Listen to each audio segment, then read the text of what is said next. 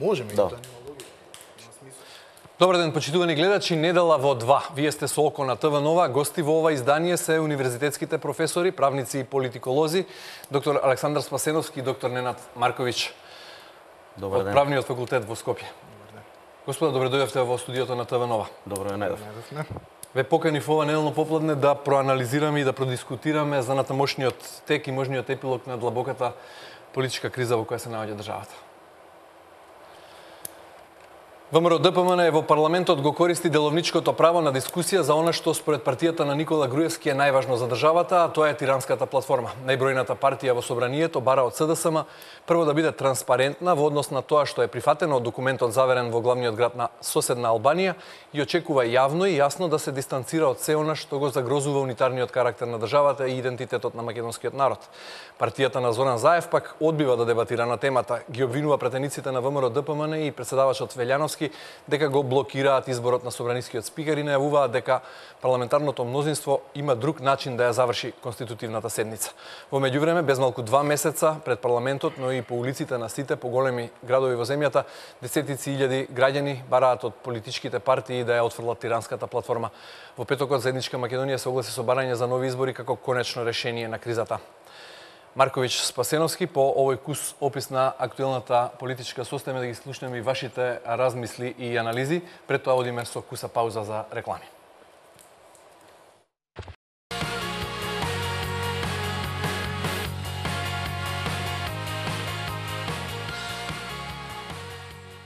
Се враќаме во студиото, во кое заедно со мене се професорите од Правниот факултет во Скопје, Александар Спасеновски и Ненад Марковиќ. Можен ли е мирен, елегантен начин да се отплетка овој јазол и дали најсоодветен начин за тоа се нови избори, на кои граѓаните ќе се изјаснат меѓу другото и за она што партиите на албанците го спакуваа постизборно и го наметнаа како главен услов за формирање на влада во Република Македонија? Прво прашање за Спасеновски, повелете. Па, генерално, во однос на секоја тема, природата на човек е да биде оптимист и да верува дека дури за најсложените, за најтешките, за најсериозните прашања треба да има мирна разврска. Во таа смисла и во однос на прашањето кои што го споменавте, верувам дека Република Македонија, дека граѓаните на оваа држава, дека политичките партии, политичките лидери, јавноста секако ќе успее, ќе изнајде начин како да излеземе од овој, би рекол, политички ќорсокак во кој што се наоѓа Република Македонија подолг временски период, дури и пред одржувањето на изборите. Одржувањето на последните парламентарни избори беше во насока на надминување на кризата. Тоа беше, би рекол, шлагот на тортата, кој што требаше да доведе до повторно нормализирање на приликите во Република Македонија, кој што излегува од колосек пред 2 години, кога започна процесот на објавување на бомбите.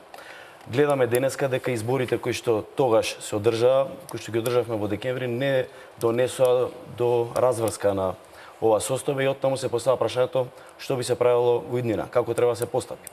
Инаку во однос на прашањето дали изборите се решението, веројатно се еден од начините како да се излезе од кризата. Јас мислам дека Република Македонија нема друг начин освен порано или подоцна да организира нови парламентарни избори, меѓутоа треба да бидеме реални да видиме дека постојат правила и процедури согласно кои се организираат едни нови парламентарни избори. Во Република Македонија мора да се воспостави едно политичко мнозинство.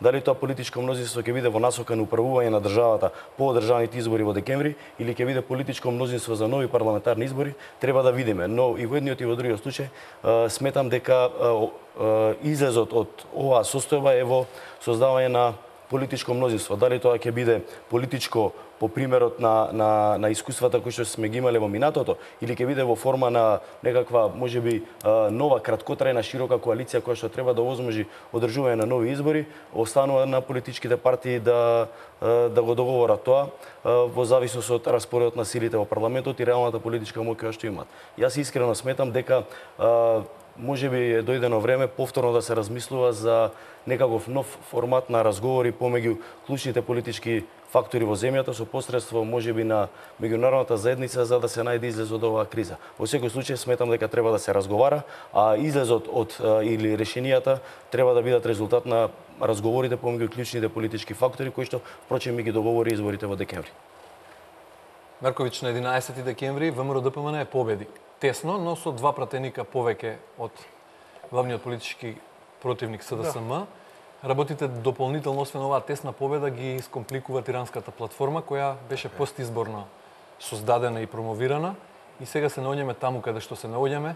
Речи си 56 денеска е 56-тиот ден како пред парламентот и на улиците протестираат и десетици илјади луѓе, граѓани кои исто така се наметнаа како фактор кој не може да се занемари. Така е. Што мислите, каде е излезот од сево ова? Јас се согласувам дека излезот повторно ќе биде во некаков тип на лидерски средби. Можеби ајде да не го хиперболизираме и да речеме дека тоа ќе биде пржино 3, можеби не треба да има толкава димензија. И нормално е дека во одреден временски период ќе има некакви нови избори. Меѓутоа, постои определена секвенца која треба да се испочитува.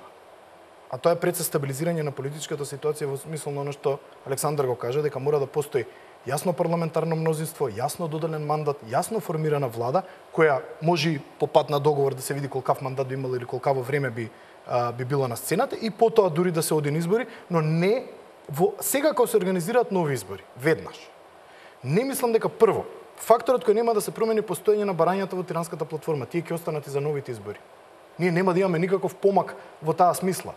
Јас мислам дека целата работа околу тиранската платформа е резултат пред се на безидејноста на ДУИ, што да прави, кој потоа ги повлече во целата приказна и останатите албански партии. И во таа смисла се согласувам дека на некој начин беше едно кукавичко јајце и мислам дека тука и левиците и десницата имаат помалку или повеќе консензус дека е тоа така, но таа нема да престане ни после новите избори да постои како таква. Барањата поместени во таа платформа, декларација како сакате наречете, ќе бидат тука повторно на маса и независно од изборниот резултат на новите избори кој год да преговара со албанските партии, а тоа мора да се случи, повторно ќе се судри со истите тие барања. Така да ја мислам дека целото предимензионирање околу барањата на тиранската платформа, стравот кој постои околу тоа, е во одредени елементи оправдан, можам да позборувам подоцна во кои елементи оправдан, во кои елементи според мене не е оправдан стравот, меѓутоа тоа добар дел од тие албанските партии имаат право кога велат дека добар дел произлегува од нивната сопствена волја. Еди Рама се наметна како еден многу несреќен играч и баш во разговор со сега на една конференција во Словенија со албански интелектуалци, тој го прави она што го прават многу политичари во регионот. Ој не користи надворешната политика како внатрешна политика.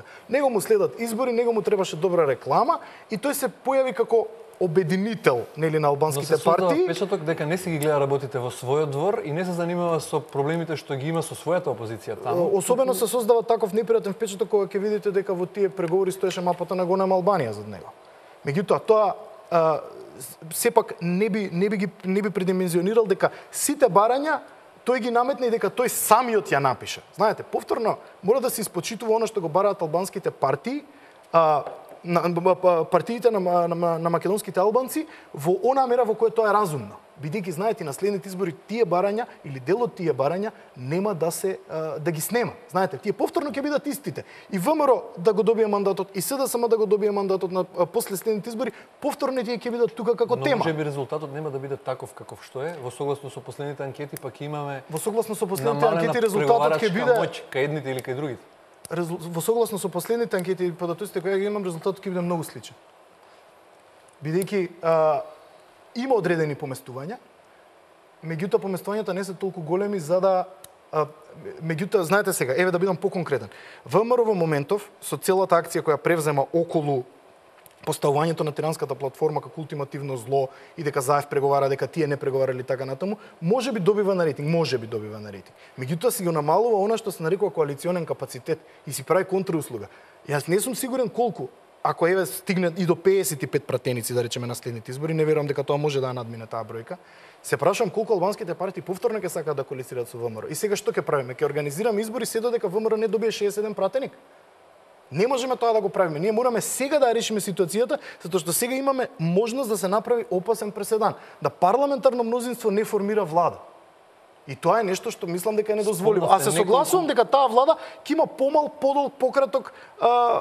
пократка можност да владее, ќе мора да спреми некои нови избори во некоја нова констелација на односи така натаму, но мора прво да се формира. Оваа ситуација е неодржлива вака како што е. Спомнавте неколку чекори, но да не ги измешаме брзините. Може ли ги кажете етапно што според вас? Рековте прво веројатно мора да дојде до лидерска средба. Прво мора да дојде до некаква лидерска средба во која ќе учествува и претседател.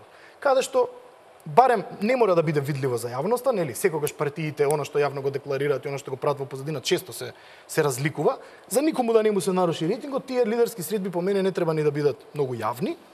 Треба да биде некој помал формат во кој ќе учествува председателот, каде што ќе се договорат сите партии, вклучително и партиите на македонските албанци, што од платформата е прифатливо, што оди во правец на функционален мултикултурализам, а што е неразумно барање. И потоа мандатот да биде доделен, да се формира ново парламентарно мнозинство и да се договори во некоја понатамошна етапа да се договорат и нови избори.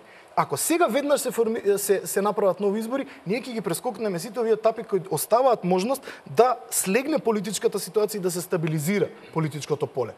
Ќе ги формираме во една ситуација каде што има комплетна недоверба меѓу сите актери и ми се чини дека освен на ВМРО на никој друг нема одговара во моментов избори, затоа што мислам дека ВМРО сепак можеби не многу, меѓутоа во рамките на рейтингот кој го имаше преди и по овие и протести и така натаму, можеби има некој помак кој не е толку голем колку што на луѓето им се чини според она што јас го знам, меѓутоа има некаков помак. Според последната анкета од Институтот за политички истражувања, во март спроведена анкета, кај граѓаните расте довербата во ВМРО ДПМН за изборите во декември минатата година, ако рейтингот на партијата на Груевски бил 25,5, сега во март односно рейтингот изнесува 27,1%. СДСМ на предвремените парламентарни избори според истото истражување имала рейтинг од 24,4%, сега тој е 21,8%. Значи благ пораст кај ВМРО, благ пат кај СДСМ, кај партиите за албанскиот се забележува мал пат. Се пренебрегнува оно што се пренебрегна и претходно. Ја мислам дека постои една спона. Мислам дека ВМРО на тоа да им одлеја што повеќе македонски гласови на СДС во моментов. Или ако се откажат од тиранската платформа, затоа и СДС мудро молчи. Во моментот кога они јавно би се откажале од тиранската платформа, они ќе ги изгубат сите албански гласови кои ги добија. Затоа они не се во позиција тоа да го направат во моментов. Од таму мислам дека играат многу конзервативно и многу повлечено. Во секој случај ги ставате во луз-луз ситуација. Меѓутоа, оно што се пренебрегнува и оно што не успеа никој да го измери на претходните избори, беше колку вие ги притискате, колку им одлевате македонски гласови, толку им влевате на СДС албански гласови. Мислам дека е спона која функционира и не верувам дека ќе доведе баш до толку голема разлика на некои нови избори, иако не може два пратеника горе-долу, три евентуално. Меѓутоа пак се постава прашањето. Еве, ви велам, еве ви сценарио во кој ВМРО има 55-56 пратеници. Што правиме ако повторно една од албанските партии, иако да, се согласувам, се менуваат позициите, ВМРО зајакнува, добива поголем политички леверидж, меѓутоа што ако и во таква ситуација никој не сака да коалицира со ВМРО ДПМН? Колку повеќе сега ВМРО се наоѓа исто во луз-луз ситуација. Колку повеќе си го зголемува рейтингот, толку повеќе си го намалува коалициониот капацитет, затоа што врши етно мобилизација, која за албанците е неприфатлива.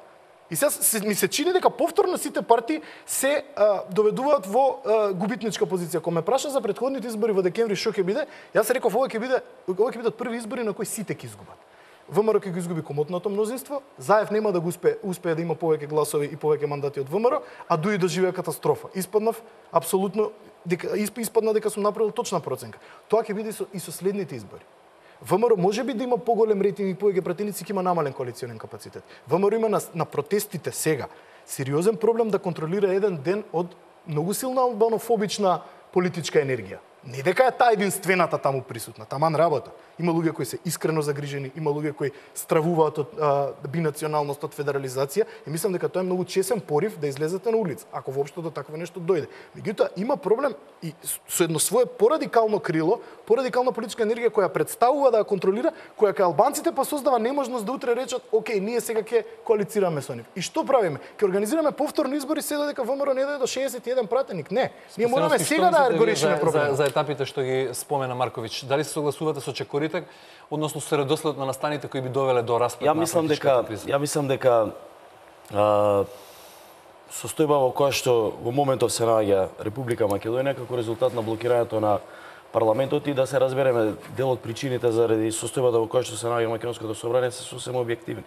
Од една страна имате политички победник кој што не може да оствари во практична смисла на зборот победата на изборите. Наспроти тоа имате создавање на политичко мнозинство наспроти политичкиот победник, што од друга страна предизвикува легитимен револт и сето тоа доведе до блокирање на институциите. Од друга страна пак треба исто така да бидеме искрени дека овие избори се организираа како начин да се надмине политичката криза во која што беше доведена Република Македонија.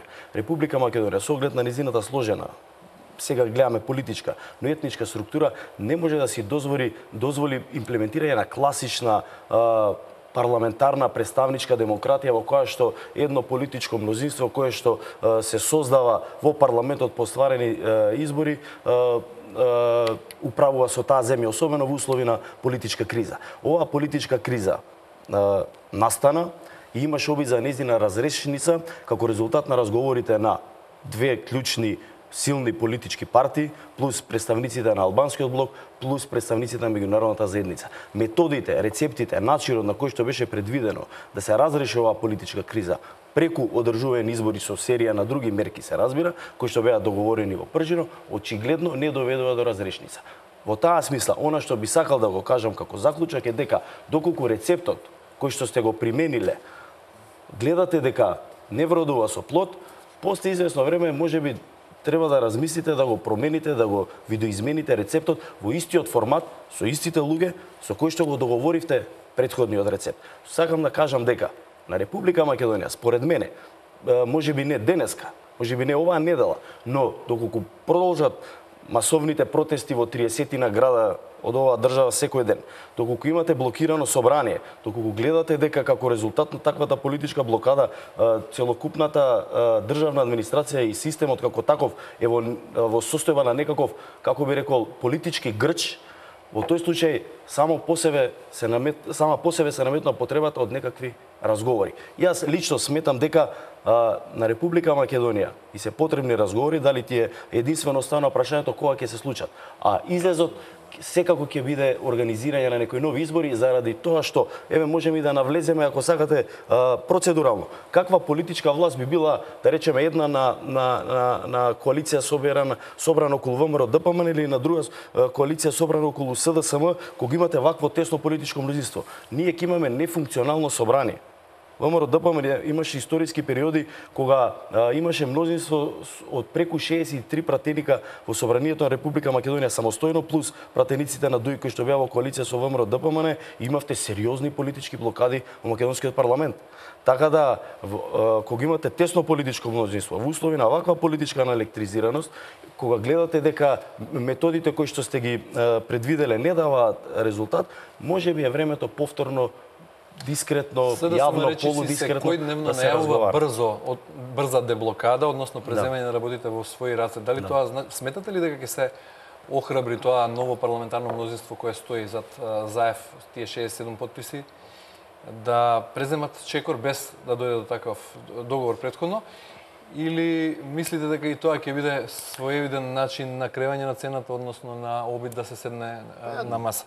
Денешното соопштение кое е испратено од СДСМ гласи: СДСМ денеска вели вака: парламентарното мнозинство постапува мудро за да ги заштити државата и граѓаните и оти ќе реализираат мнозинската волја во разумен момент. Ги знаеме своите обврски и скоро ќе реализираме мнозинската волја на граѓаните во разумен момент што ќе процениме дека нема да нанесе штети врз граѓаните и државата. Република Македонија ќе го добија новиот собраниски претседател и новата реформска влада. Значи, можни варијанти. Се спомнува надвор од парламентот, на друга локација, што би значило паралелизам, односно формирање на двојни институции, на паралелни институции. Се спомнува да се обиде да се заобиколи Велјановски и со конститутивната седница да продолжи да заседава, да преседава највозрастниот пратеник. Нема или уште некои варијанти кои оние луѓе кои се надвор би може да го протолкуваат како пуч. Ја мислам дека можно ли е нешто такво? Од аспект, ако ми дозволи колегата, заради тоа што и професионално, да речеме, на факултет се занимаваме со овие работи и моето собрано искуство ми дозволува да го коментирам ова. Мислам дека клучната грешка, ако зборуваме за грешка, од аспект на СДСМ, беше направена во моментот кога започна се одржува конститутивната седница со Собранието Република Македонија. Во Република Македонија ние имаме и правна можност, но и пракса која што е дивергентна. Од една страна постои можност председателот од претходниот состав да го свика новиот состав на собранието и да председава со седницата, како што е сега случај во улога на председавач. Постои можност председателот од претходниот состав да го свика новиот состав на собранието, но да председава најстариот пратеник, и постои можност на 21-виот ден пратениците од собранието се состанат самостојно и најстариот пратеник од тие пратеници да претседава со седницата. Беше одбрано без некакви посебни помпи, дебати, реплики, контрареплики, спорење и така натаму страна на опозицијата, претседателот од претходниот состав да претседава со седницата, со конститутивната седница на Македонското собрание. Секоја конститутивна седница на секој македонски парламент има неколку чекори кои што треба да во чии рамки треба да бидат направени. Значи претседавачот претседаваше со седницата. Во овој случај за овој собраниски состав тоа е претседавачот или поранешниот претседател на собранието Трајко Велјановски. Понатаму се избира верификацијска комисија која што ги верификува мандатите на избраните пратеници врз основа на информациите добиени од ДИК. Тоа се заврши. И конечно потоа како следна точка беше изборот на членовите на комисијата за избори и именувања и гледаме дека тука е застаната работата. И третата последна точка е расправата за избор на нов претседател на Соверената Република Македонија. Од аспект на да речеме најавите за релативно брзо, лесно, едноставно, без сериозни последици формирање на влада, кога конститутивната седница е блокирана некаде на половина при изборот на членовите на комисијата за избор и именување. И кога ви престои уште една точка, тоа е избор на претседател на Соверената Република Македонија, јас не знам како би можело тоа брзо и едноставно да се изведе, кога политичкото мнозинство, значи партијата со најмногу пратеници, а тоа е ВМРО ДПМН, гледаме дека имплементира политичка тактика која што означува да речеме сопирање на тие процеси заради политички и други, да речеме, процедурални причини, но во најголем дел политички, поврзани со платформата потпишана во Тирана. Прави многу непријатен преседан заради тоа што ова може сега да го прави секоја партија понатаму. Во однос на преседаните. Го правеле порано, меѓутоа ја не гледам дека ова од било каков аспект користи. Ние често дебатираме или разговараме како професори на правен факултет, ние сме сега доведени во ситуација да имаме безброј или би рекол многу содржајни примери со кои што би разговарале со студентите на часовите. Ова политичка криза ни овозможува голем број на несрекни примери да ги анализираме, да ги толкуваме и да бараме решенија. На еден од часовите разговарајќи со студентите, едно поставам прашање во однос слично на ова што колегата Ненад го тврди дека од сега натаму секоја друга политичка партија би можело да го прави истото. Можеби излезот и тоа е така, постои како можност, се воспостави политичка пракса и тоа е така, но можеби во идниот договор или во идните разговори кои што би ги имале политичките лидери за излез од кризата е да се направат нови деловнички измени, нешто по принципот на утврдената временска рамка која се носи буџетот на државата, да се утврди временска рамка во која мора да заврши една конститутивна седница, за да не ни се случува и некои идни парламентарни состави да бидат предмет, да речеме, на ваква политичка блокада. Да речеме да се утврди велите опасен преседан. Дали не беше опасен преседан кога Талат Џафери читаше поезија или молчеше во парламентот? Само што беше опасен преседан, беше и глупаво. Во ред, сега се разговара, пратениците на ВМРО вешто го користат деловникот за да дебатираат за она што велат дека е најважно. Модифицирана верзија на филибастеринг. Доделена деловничка можност која што се користи. И ја воопшто не зборувам дали во склад со правилата. Не зборувам и за содржината за која се дебатира. Меѓутоа, јас не гледам каде ова води. Мене ми е, искрено да ви кажам, дегутантно. Апсолутно. И да имате деловничка можност. И да можете тоа да го правите. Зошто? Зошто бесконечно да се одолговлекува дебатата само заради манифестација на некаква политичка моќ? Втора работа, ве молам, две работи да појасниме. Парламентарно мнозинство во моментот ВМРО ДПМН нема. Партија со најмногу мандати и со најмногу гласови на последните избори. Исто така многу е големо прашање што е победник на избори. Јас имам кажано пред изборите, за да не биде дека сум го кажал од кога сум ги дознал резултатите, во други прилики, во други студија, дека во конституционална наука јасно е кој победник, тој што формира влада. Заради тоа постои концептот на коалиционен капацитет. И не единствената варијабла при формирање влада, можевте во Косово 2014 како најблизок пример тоа да го видите, не е единствената варијабла бројот на пратеници, бројот на мандати. Затоа постои концептот на коалиционен капацитет. Знаете чиј коалиционен капацитет е во моментов најголем? На ДУИ. Затоа што е во опозиција апсолутно двете големи македонски партии да ги уценува. А има само 10 пратеници. И преполовено гласачко тело. И во таква катастрофална состојба во која се наоѓа по изборите, они имаат апсолутно најголем коалиционен капацитет. Затоа треба да внимаваме како ги користиме овие поими. Што е парламентарно мнозинство и што е победник. Затоа што во тоа беше суштината на толкувањето на уставот кој и како формира влада. Знаете, токвилијанскиот модел на демократија секогаш викал тоа е. Се собираат малите, го менуваат големиот. Тоа е тоа што на ВМРО му се случува во моментов. Пораката на гласачите на ДУИ беше, и затоа и не се договори со ВМРО, по мене, мислам дека беше тоа само една симулација на преговори, помалку или повеќе од страна на ДУИ, не толку од страна на ВМРО. Пораката беше јасна, коалиција со ВМРО не доаѓа предвид. Иначе на следните избори ќе имате 30.000 гласа.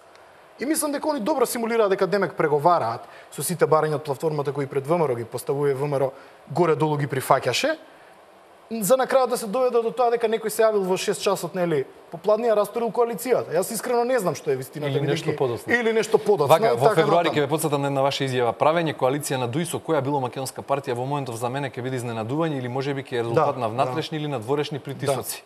Во средината на февруари е дадена изјавата и вели тоа е на ниво на политичка метеорологија. Дали сега се менуваат метеоролошките услови? Ја мислев дека ДУИ ќе оди на друга тактика. И не знам дали сум сосема грешка. Мене ми се чини дека нивната, условно кажано, нивното коалицирање со СДСМ во моментов е многу неискрено. Но ништо помалку не е искрено и кокетирањето со ВМРО. Јас мислев дека они ќе одат на варијанта на тоа да се виктимизираат, бидејќи кај нас политичка виктимизација добро проаѓа кај гласачкото тело. И дека ќе одат на тоа дека ете никој не им ја прифатил платформата, дека повторно македонците ги мразат албанците, дека еве ние сме повторно жртви на великомакедонските договори меѓу СДС и ВМРО и со така пробаат да си го подигнат, да си ја подигнат политичката сцена и да се мобилизираат. Очигледно дека проценија дека во моментов привремено, веројатно, некаква коалиција со СДСМ повеќе политички им се исплати, бидејќи пораката што ми ја пратеа нивните гласачи е многу јасна. Пораката е јасна, нема коалицирање со ВМРО ДПМН, иначе на следните избори ќе имате уште помалку гласови, што не значи дека тоа нема да се случи во некоја наредна констелација на односи. Затоа велам, ако дозволите да помине одредена временска дистанца, работите може да се слегнат и да се искристализираат.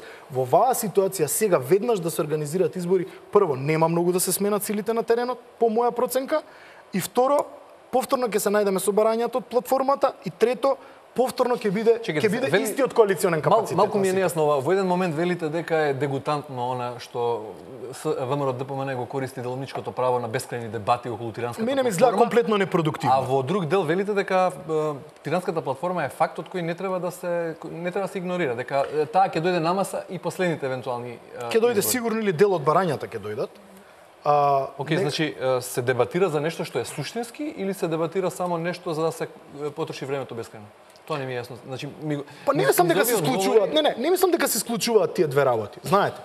Не мислам дека се исклучуваат тие две работи. Меѓутоа, јас на пример вака ги делам работите во однос на тиранската платформа. Ги делам да речеме ајде условно на 3 нивоа.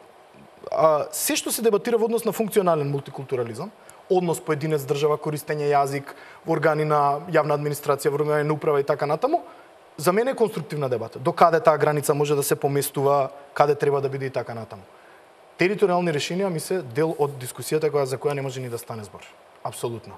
Јас мислам дека примерот на Босна ни покажува и тоа неколку пати го повторам дека ако дојде до било какви територијални решенија кои би произлегле од платформата, било какви федерализации, бинационалност или како сакате наречете ги, тоа е катастрофа. Тоа е рецепт за катастрофа. Еднаш подигнати ѕидови во мултикултурни општества не се спуштаат. Но јас не мислам дека тоа е тема на преговор. Ни меѓу Груевски и Ахмети беше тема на преговор, ни меѓу Заев. Граѓаните доволно знаат што е издоговорено и што е испреговарано. И дека треба да се преиде во наредна фаза. Ајде сега ви одговорете ми една друга работа. Ако никој не знае што Заев договори со Ахмети, зошто секој ден имаме десетици илјади луѓе на улиците? Мене таа контрадикција не можам јас лично да се ја разрешам во главата. Од една страна велиме, или дел од медиумите тврдат, бинационалност, федерализација, промена на име, тиранската платформа. Од друга страна тврдиме дека не знаеме што договорил, а секој ден имаме мобилизирана политичка енергија на луѓе кои се по мене автентично загрижени што се случува. Знаеме или не знаеме што договорил? Бидејќи премногу се шпекулира, а премалку де факто се знае. Како рекоте пред малку, СДСМ мудро молчи. СДСМ мудро молчи затоа што зошто не излезе јавно не каже што е договорено и да се преиде во наредна фаза од изборот на собраниски спикер па натаму. Јас мислам дека што и да кажат дека медиумите ќе ги сомелат во оваа фаза. Мислам дека ќе бидат сомелени, што и да кажат. Мислам дека единствената, бидејќи или ризикуваат да изгубат македонски гласови, или ризикуваат да изгубат од албанските гласови кои ги добија. Затоа што во ваква поларизирана ситуација која се создаде токму за тиранската платформа, нив им е многу тешко да им удоволат на двете страни. Јас мислам дека дури ВМРО многу успешно ги стави во еден меѓусебно исклучив клинч. Знаете, ако излезете и речете, ова го договоривме со албанските партии, губите македонски гласови.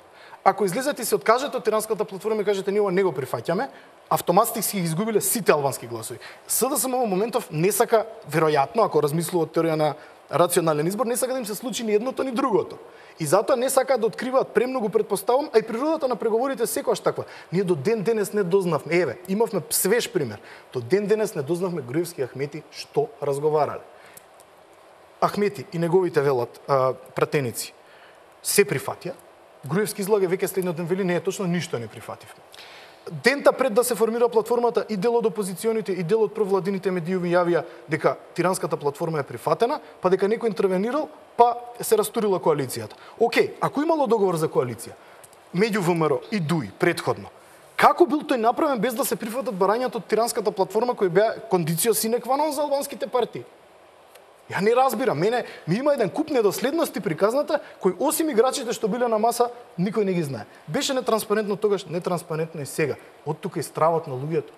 Од тука и стравот на луѓето, бидејќи дел од луѓето, јас мислам дека искрено верува дека може да дојде. Иако не може со 57 пратеник ВМРО да дозволи по собранието, тоа се работи кои системски менуваат и ви треба двотретинско мнозинство. Станува симптоматично и она што во парламентот едните инсистираат на дебата за тиранската платформа, другите бегаат од таа точка и сосема ја игнорираат, а во меѓувреме, во овие неколку месеци од одржувањето на изборите до овој момент на течението на текот на конститутивната седница, национализмот не само во Македонија, туку пошироко во регионот, точно. Јава во галоп. Да. Значи, го спомнавме Еди Рама, но не само Еди Рама.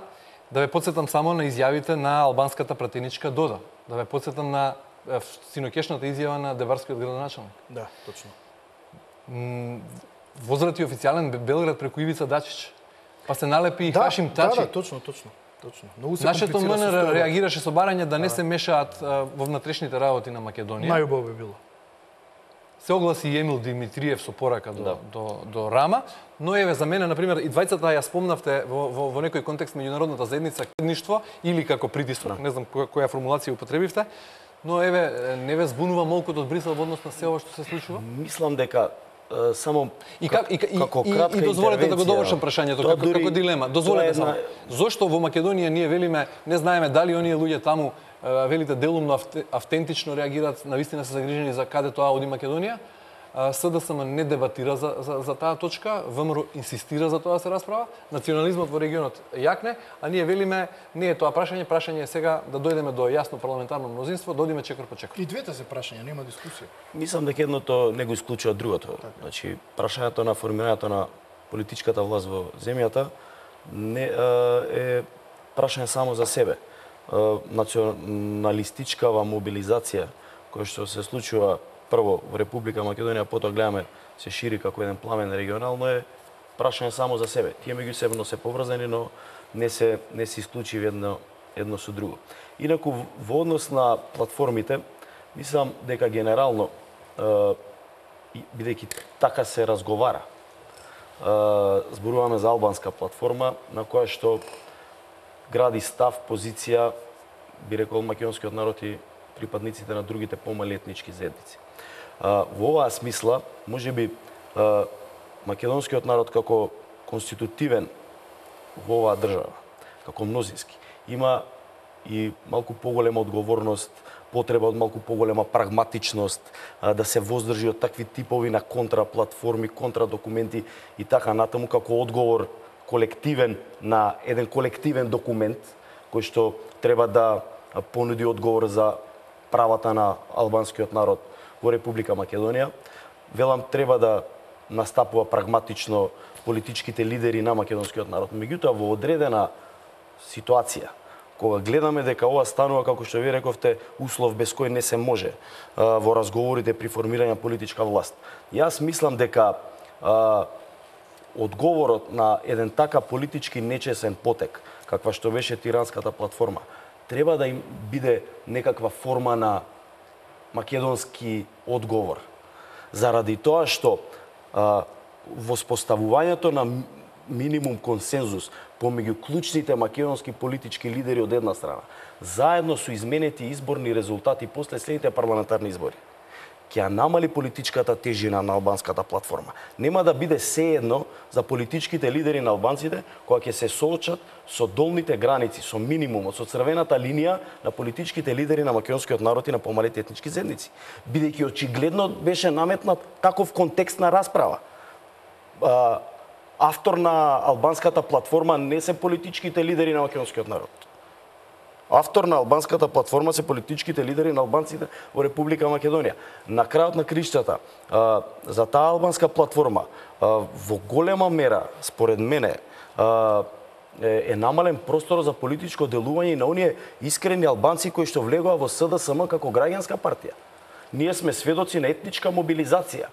Во услови на таква етничка мобилизација, се што се наоѓа некаде во средина, кој што размисла во други концепти, едноставно се оглушува, заради тоа што енергијата на тие теми е далеку поголема. Значи, сакам да кажам дека со оглед на карактерот и висината, значењето кој што го добива овој документ, може би треба да се размисли за воспоставување на реални, црвени, искрени линии кои што ќе ги антиципираат во најпозитивното светло одредени, можеби легитимни барања на албанците и ќе ги вклучат во рамките на тие црвени линии. Но тоа треба да биде документ или став на македонските политички лидери како одговор на позицијата на албанските политички партии.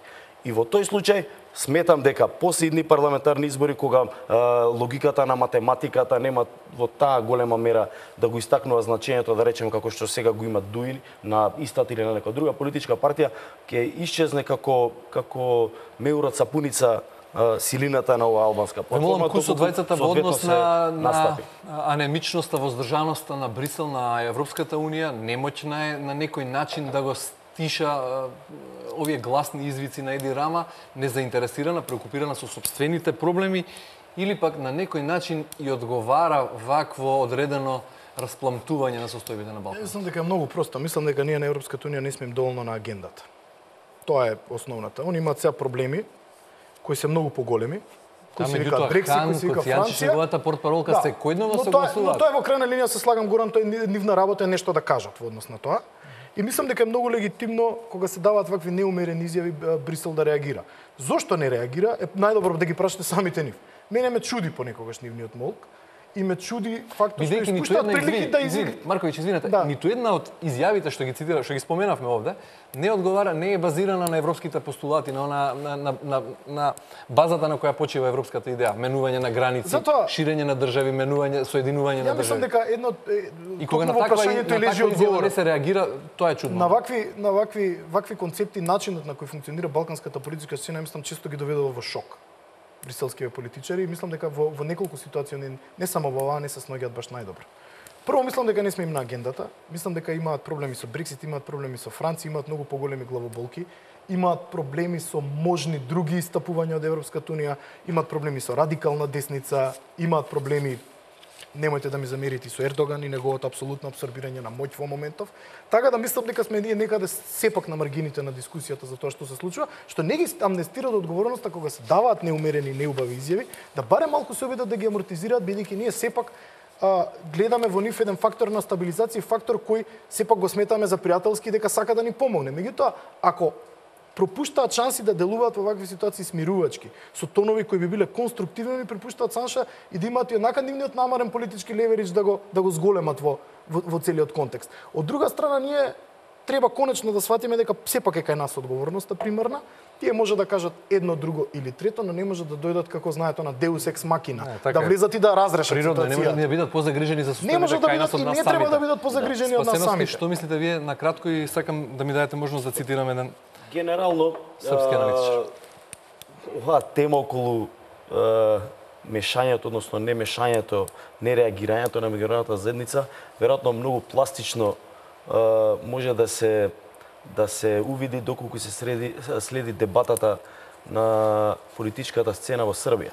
Таму многу поостри се реакциите и често пати се прават компаранции што би се случило доколку некој неалбански политичар, во случајот српски, би реагирал на сличен начин како што тие реагираат во однос на создавање на некои големи национални држави. И во таа смисла, доколку на тој начин му се пристапи на прашањето, навистина зачудува молкото од страна на меѓународната заедница.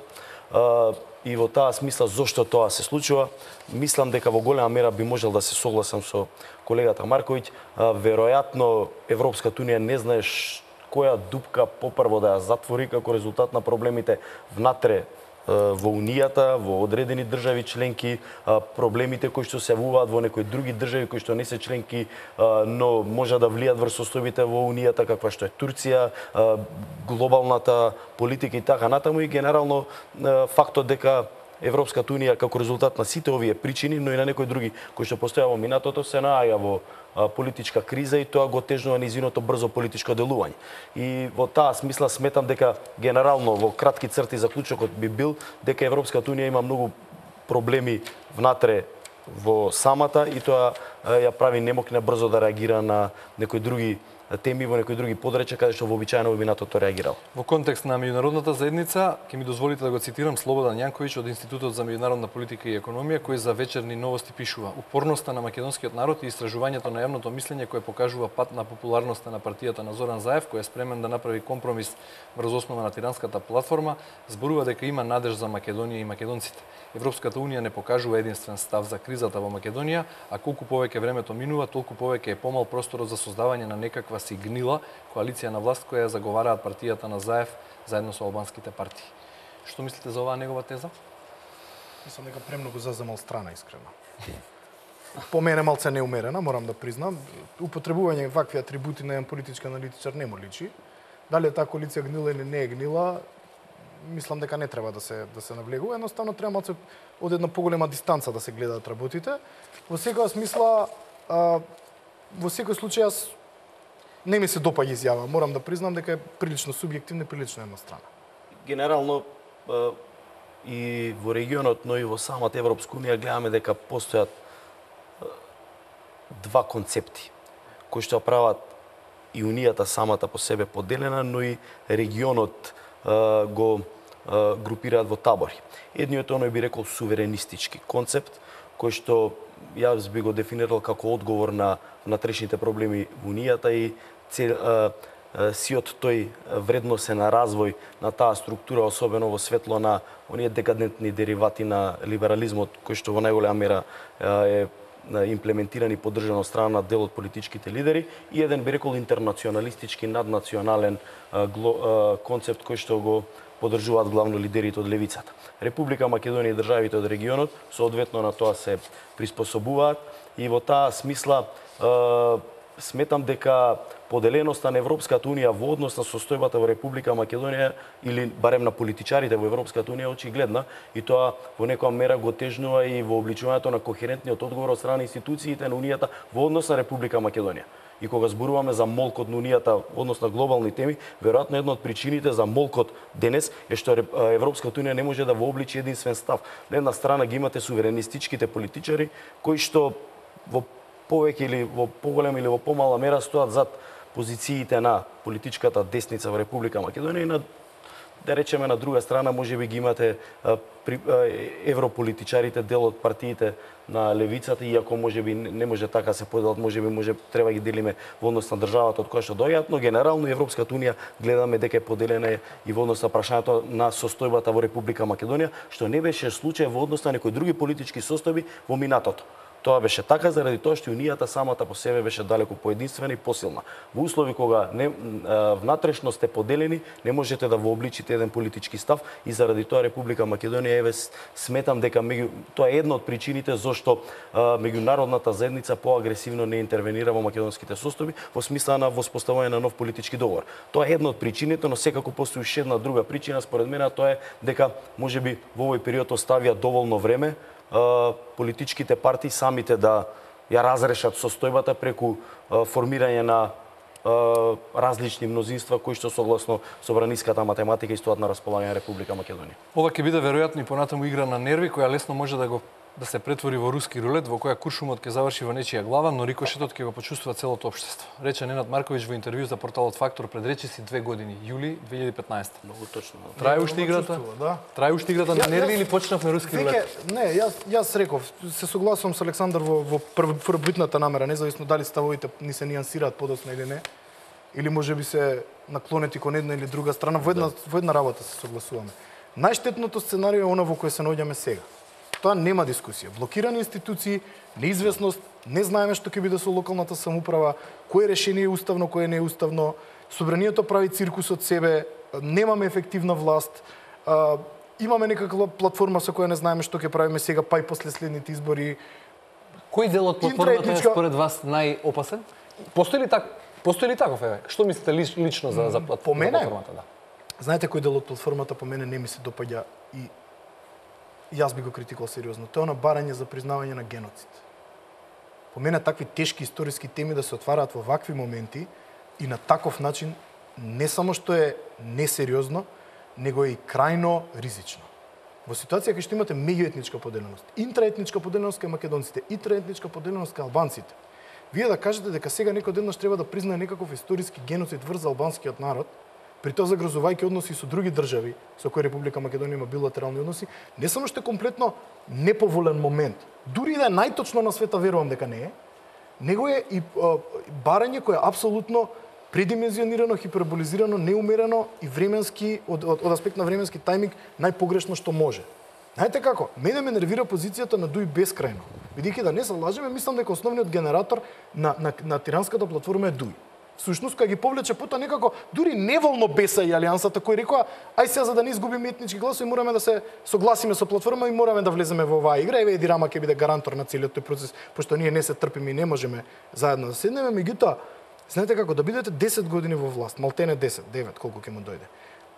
И да ви текне одеднаш дека вие сакате да ја подобрите позицијата на албанците во Македонија, во најмала рака смешно. Јас не знам дали постои албански гласач во Република Македонија кој верува дека тиранската платформа е во правец на напредување на правата на албанците во било која своја Што мислите за конкретно ова постигнување целосна јазична еднаквост, односно Уставот на Република Македонија да утврди дека македонскиот јазик и неговото кирилско писмо и албанскиот јазик со неговото писмо се официјални јазици во Република Македонија? Тоа остана нерешено што од Охридскиот рамковен договор имаше две различни интерпретации. Повторно оваа формулација не кажува многу. Знаете зошто? Ќе треба да видиме што ќе значи тоа на терен. Бидејќи се додека имавме ние 2001 договорено како тоа во Охридскиот рамковен е формулирано, па дека тоа е суштина на локално ниво, таму каде што се на 20% е официјален и албанскиот јазик, тоа беше, мислам, интерпретација околу кој сите конституционалисти се сложија. Меѓутоа, до 2008 со законот за употребата на јазиците ние не знаевме што конкретно значи. Исто е оваа флоскула. Вака кога ќе ја прочитате може да значи многу работи. Меѓутоа, додека не се операционализира во некое законско решение конкретно да видиме што значи тоа и како ќе се употребува, ние не знаеме што тоа точно ќе значи. Иако јас еве искрено од перспектива на човек кој го проучувал мултикултурализмот, се што е во рамките на некакво функционален мултикултурализам мене не ми е страно. И е во ред. Се додека е проследено со една друга контратенденција, а тоа е посветеност учење и зајакнување на позицијата на официјалниот јазик. Тоа исто така мора да биде двосмерна улица. Се знае мултикултурализмот како функционира. Он мора да гради мостови на доверба меѓу двете најголеми етнички заедници на реципрочни основи. Ако барате права и тие права бидат овозможени за комуникација со јавна администрација во судски постапки или што све и законот од 2008 да предвидува или со што се би се проширило сега во оваа прилика, вие морате паралелно да одите со зајакнување на официјалниот јазик кој знаете кај нас се доживува исклучиво низ етничка призма. Ете македонците го наметнуваат својот јазик. Не, него во сите мултикултурни општества јазикот на мнозинската заедница е лингва франка, јазик на кој сите се разбираат. И како таков треба да се перцепира како комуникационен код на кој може да се разберат сите граѓани. Марковиќ, за жал истекува времето за нашата денешна дебата, треба да го отстапиме терминот 15 часот за вестите на ТВ Нова. Сакав да ве прашам уште куса прогноза политичка се разбира за исходот од денешните избори во Франција, нешто што исто така ќе биде многу значајно за европската иднина, за иднината пред се на Европската унија. Лепен или Макрон како едни од најголемите фаворити и куса прогноза ве молам исто во 30 на секунди се ако може за расплетот на политичката криза во Македонија. Кога, како и до кога? И на кој начин?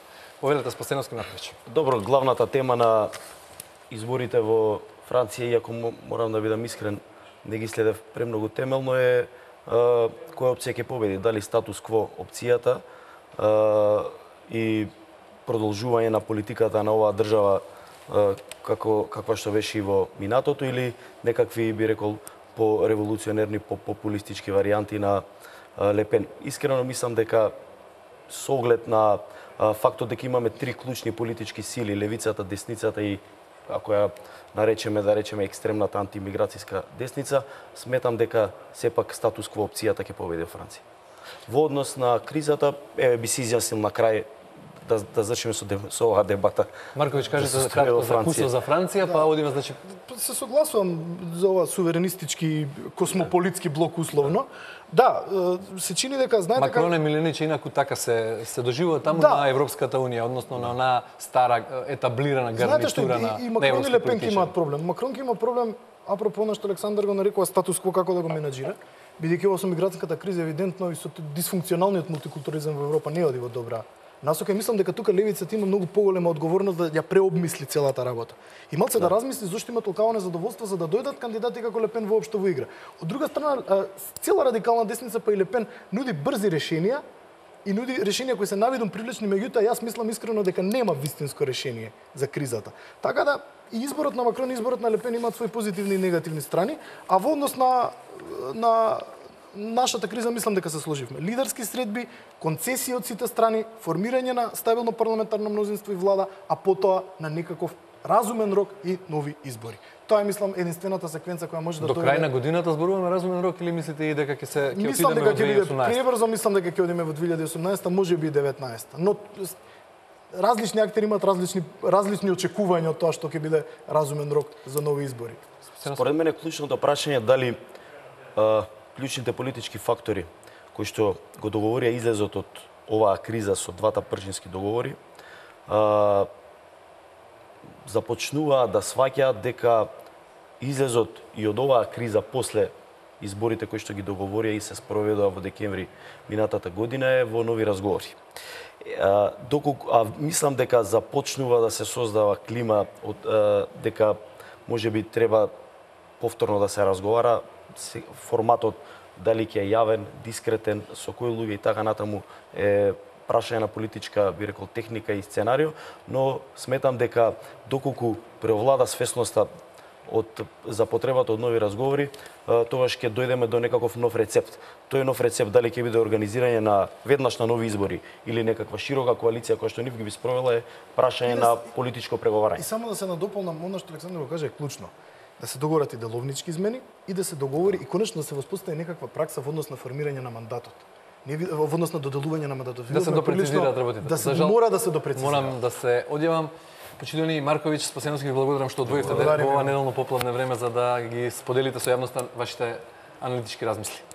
Почитувани гледачи, ви благодарам на вниманието. Останете на фреквенцијата на ТВ Нова. Најновите информации следуваат во 15 часот.